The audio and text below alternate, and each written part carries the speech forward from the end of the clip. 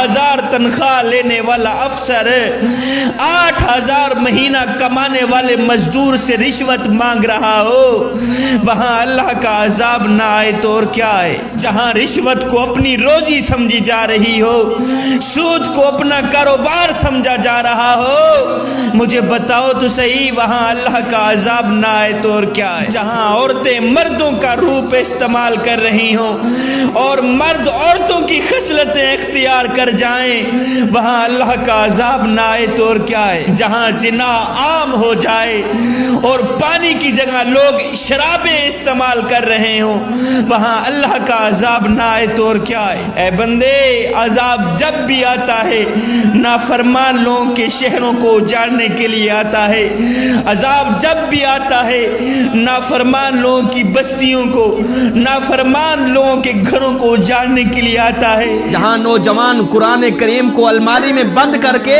صبح سویرے اٹھ کر رومانٹک ناول پڑھتے ہوں، وہاں اللہ کا عذاب نہ آئے تو اور کیا ہے؟ جہاں مظلوموں کے ساتھ ظلم کیے جا رہے ہوں، مظلوموں کے ساتھ ستم کیے جا رہے ہوں اور ظالموں کو شاباش دی جا رہی ہو، وہاں اللہ کا عذاب نہ آئے تو اور کیا ہے؟ جہاں مسلمان عورتیں بازاروں میں ننگے سر پھرتی ہوں، وہاں اللہ کا عذاب نہ آئے تو اور کیا ہے؟ آپ کو پتا ہے کہ بچپن میں ہم پنسل کا استعمال کیا کرتے تھے، جیسے ہی بڑے ہوئے تو پین کا استعمال کرنا شروع کر دیا۔ کیوں؟ اس لیے کہ بچپن میں غلطی مٹ سکتی تھی لیکن اب نہیں مٹے گی۔